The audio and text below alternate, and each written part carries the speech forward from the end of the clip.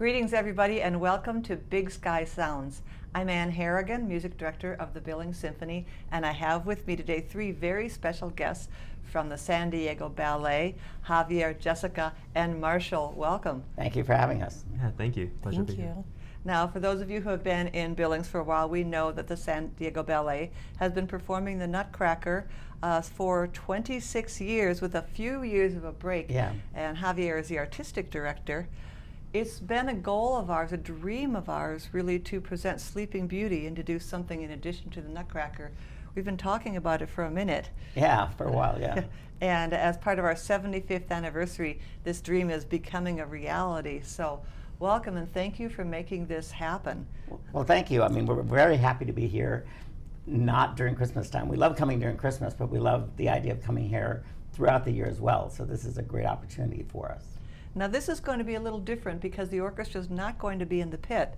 We're going to be behind you, and the dancers are going to be on stage in front of the orchestra, which is great for me and the musicians because I actually get to see you dance up close instead of on a little monitor. But what's it like for you as the artistic director, and you did the choreography as well, I assume? Mm-hmm. Yes. So how much room do you have? Well, we don't have that much room. We have all the length that we normally had, but we have much tighter space to dance in. So, you know, you have to do the little trade-off, but maybe we can have the dancers talk a little about how that feels for them. Well, welcome, Jessica. Thank you. It's nice to see you close up. I've Yes. admired both of your wonderful snow paw for years.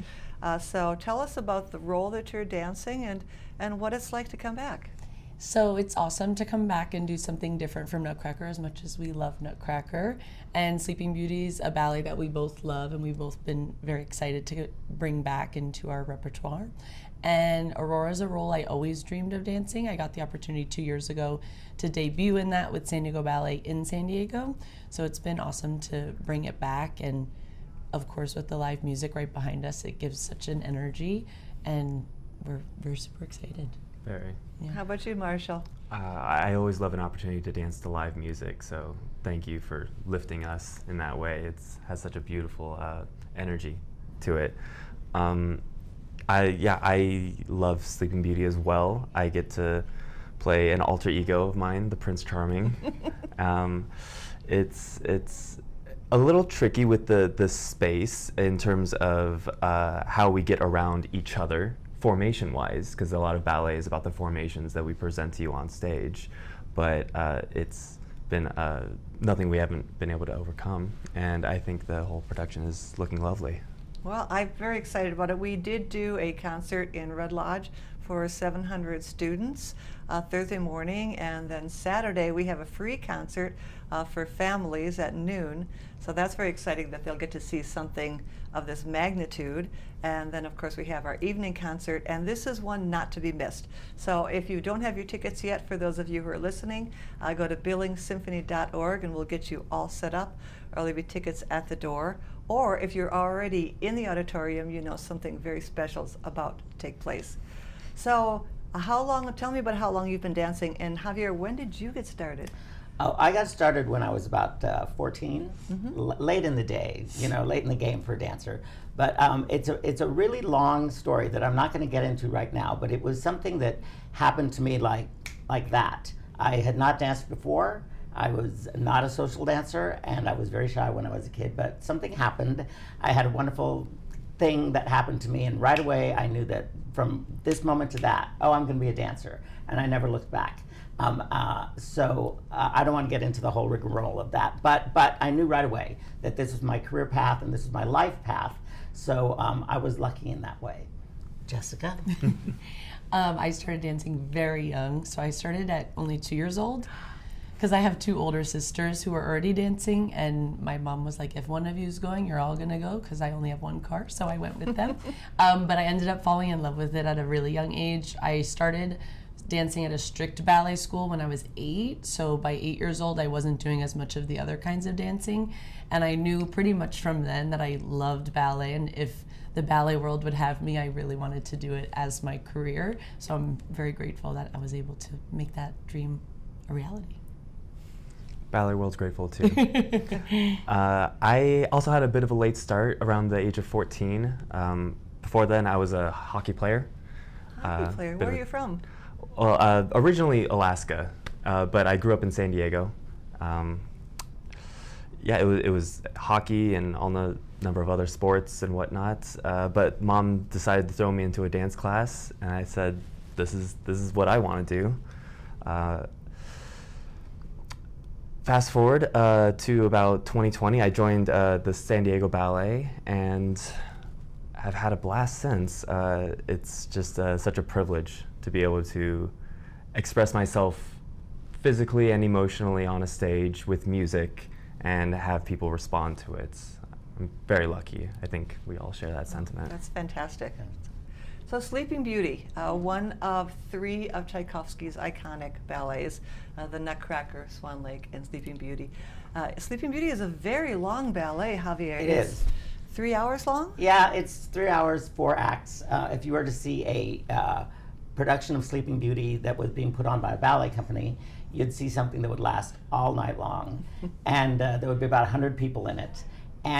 And here's where we get into a little difficulty with Sleeping Beauty and people today. When people think of the Nutcracker, which is one of the other Tchaikovsky ballets, they think of something that is very kid-oriented, and they would be right in the way that it is presented today.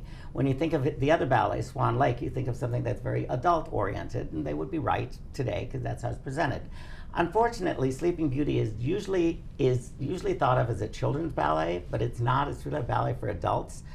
But our version is very much geared towards families. Yes. So that's it. So we wanted to make sure that when people came to see Sleeping Beauty, that they actually got what they thought they were going to see, which was something that the entire family would enjoy, something that the children are going to see. What we're doing with you, with the Billings Symphony, we're doing a very a shortened version of it. So it only lasts about 30 minutes. So the kids can enjoy it and see all the storybook characters that come into it and see all the lovely dancers dancing. And yeah, any other thoughts about the production that we do? It's cool because we get to still tell the full story, and we still get to do so much of the dancing that we love. And a lot of the people in the production get to do 2 roles, which is very rare in a story ballet. A lot of times we're only dancing the 1 role. So that's cool too, because you get all the same characters in a shortened version. Yeah, I like that it's so accessible in terms of how we're presenting it, and I think the condensed time frame is a good test of our acting abilities and our ability to communicate the story. So speaking of the story, for those who are thinking about coming, or for those who are here today who are wondering what they're going to hear, this is, I call the Reader's Digest version, the condensed version of the story. But Marshall, get us started, or maybe Jessica, get us started. This story actually spans 100 years. And so give us a start to the story, and maybe you all can take bits and pieces of it so we can give people an idea of what they have to expect tonight. Sure. So Princess Aurora, which is the role that I play, she's born in her kingdom, and then on her 16th birthday, she's having her birthday party, and the villain Caraboss comes and pricks her finger. And that results in a very, very intense nap. Lasts about 100 years, until which point I come along as a prince, wandering through the woods, and some fairies who blessed her upon her birth come and show me the way to discover the Sleeping Beauty, and I decide, well, I just need to say hi. And I give her a little kiss, and she wakes up, and they get married and live happily ever after. And all of the people from the kingdom are actually storybook characters, so they are there to celebrate the wedding. So you have Little Red Riding Hood and the Wolf, and you have Puss in Boots, and you have the Bluebirds of Happiness, and you have all those storybook characters who come together at the end to celebrate the wedding, and then they all just dance together. That was fantastic. So it's a little bit more spelled out than that. I mean, the beginning, there's, as you said, there's 4 acts. I think from the prologue, we're just doing the introduction. Yes. And the fairies, the dance of the fairies. The dance of the fairies, because that's her first birthday, right? The first birthday. Yes. And the 4 fairies come and bless her with all these wonderful gifts. For me, just brilliant dances. I love the color of them. Very short, very colorful, and they lay this all upon her, and everybody's happy, and then all of a sudden she's 16. Yeah. Right? Time So flies. Next time you know, she's 16, and then she's back, and at this point she's having the time of her life, and there are quite a few young men who are interested in her. And this is for those who are balletomanes, is that the right way to say it? That is actually the right way. Well done. Ballet fans, Yeah. ballet aficionados know that her solo is very famous. It's called the Rose Adagio. Yeah. So do you want to Yeah, describe the Rose that? Adagio is the centerpiece of what is usually Act One. And so Aurora shows us that she is a confident young woman by doing a series of balances and a series of turns with each of the four suitors that are there to see her. It's kind of like a hallmark for ballerinas to get through this thing, to be able to do it, to be given the opportunity to do it. And Jessica can maybe talk a little about how she feels about doing it, actually. I am very grateful. It is very much like we grow up as little ballerinas dreaming of doing Rose Adagio. Sleeping Beauty was the first DVD I owned for my TV. So watching the Rose Adagio since I was a little kid, and we all just hope one day to be able to get the opportunity to do it. Gorgeous music, amazing choreography, super challenging, but it's challenges that we've worked our whole career to be able to do. So I'm very excited. But it's also important that it is a story ballet, so we're telling a story, so that as she's doing the Rose Adagio, she can't just make it look like she's going through an obstacle course, right? You know, oh, did that one, it's over. You know, she has to still be telling the story of this young 16-year-old girl at her Sweet 16 party, basically, where everyone is paying attention to her and she's enjoying all of the attention that's being paid to her.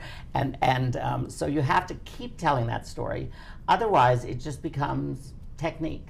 Yes. Right? And that's not what we're doing here. We're telling a story. So you That's have right. to keep that going through the whole thing. It's also called the Rose Adagio because in the middle of it, she starts getting presented roses by each one of the suitors. So not only does she have to turn, but she has to turn with roses in her hands and grab a rose and grab another rose. And so, yeah. So, and I want to clarify for those who don't know this dance, when we say balancing, we're talking on one foot down on the ground, 1 foot up in the air, up on point shoes. It is really quite stunning to see, and a lot of fun to see, and you just nail it to the wall, by the way. It feels so comfortable, but just the poise and the confidence. And then there's this great moment when all four of the wannabe boyfriends lift her up in the air. It's so cool. Yes. You know, and slowly rolls it down. So it's thrilling. It really is a thrilling part of the dance and the story. And then immediately after, of course, we have Carabas, who is not invited to the party. And boy, is she mad. And so this is actually music that I personally had not been able to conduct before. I have done movements of it, but because of staging, I haven't gotten to do the Act One finale. I love it. So dramatic. When I was covering for the whole battle, I was like, why didn't I do that? That's the best music, the best evil fairy music. Yeah. And you're Carabas, and she's laughing, Yeah. and you know, and so of course she wins. you She know, wins. She's won. Oh yeah, the spindle, you know, and then your lovely lilac fairy. She is just absolutely amazing, and of course there's so many references to that in popular culture. Yeah. Afterwards, I always think about is it AI, the little Haley Osment, you know, he talks about the blue fairy, you know. So, But anyways. also, in the Sleeping Beauty that you would normally see at a ballet, if you would see it on stage, there are fairies in that, but they only appear in the first act. Yes. In our version, they appear throughout, and that's kind of a call out to the Disney Sleeping Beauty, where she has Yes. the three fairies who take care of her. I think Flora, Fauna, and Merryweather are their names, right? I get a plus for that. But so we are playing that through, so that also helps with the storytelling, so it's not so disjointed. The fairies sort of take us through the whole thing, but it also helps to bring the kids into what's happening, you know, because it's not just, you know, they see the fairies continually moving us through what's going on. Oh, it's wonderful, and your fairies are a lot of fun too, I have to say. Great dances, and then Marshall, you've got quite the swagger, as Prince Charming. I love it, you know, and I also feel that sort of, you know, the profile that you put, and it's very cute, and of course wonderful to see you, you know, being showcased in your own right.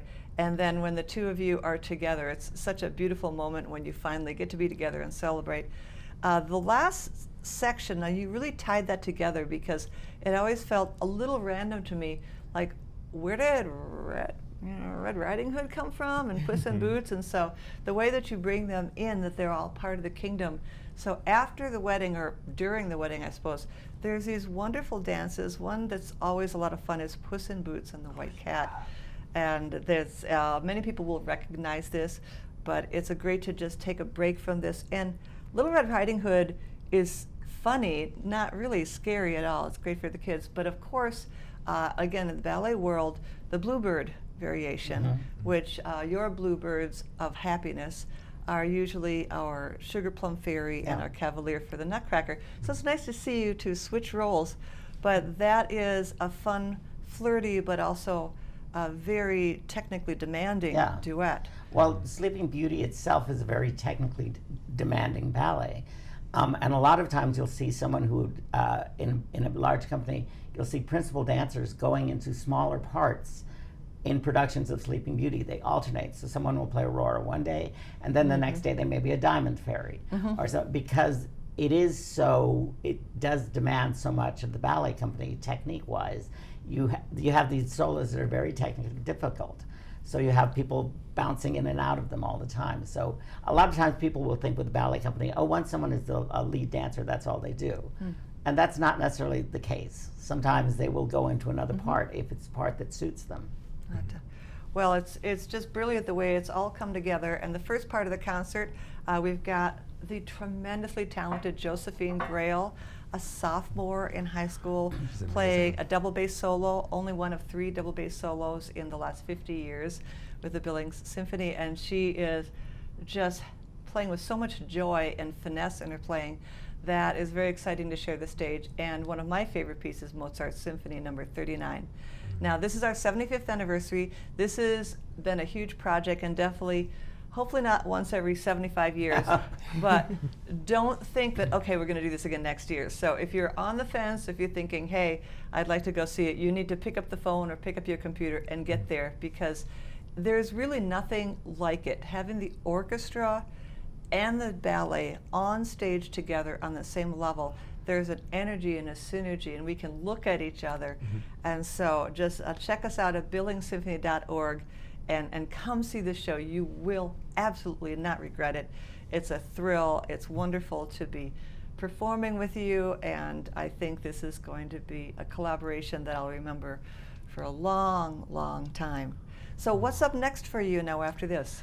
We go back to San Diego, and in 3 weeks we're going to be doing a performance at the San Diego Museum of Art. Actually, they have an anniversary this year as well. Lovely. It's their 100th anniversary, a centennial. So all this year we're doing works in the museum to highlight their 100 years. That's fantastic. You've been pretty busy this year too, so that's great. So if you're in the audience, we'll all be together looking very different in a few minutes. If you haven't gotten your tickets yet, billingssymphony.org will get you set up, or tickets are available at the door. And so we're going to pretend that we're out here right now. We're actually recording this ahead of time, of course, but you've got some tutus to get into. That's right. Yes. And Javier and Jessica and Marshall, thank you for all your grace and beauty and passion, and for coming here and sharing this amazing ballet with us. Well, thank you for having us. Thank you. Thank you very much. We look forward to seeing you there. Thank you. This has been Big Sky Sounds. I'm Ann Harrigan, and I look forward to seeing all of you at the Alberta Bear Theatre. If you're in the audience, I'll see you in a few minutes.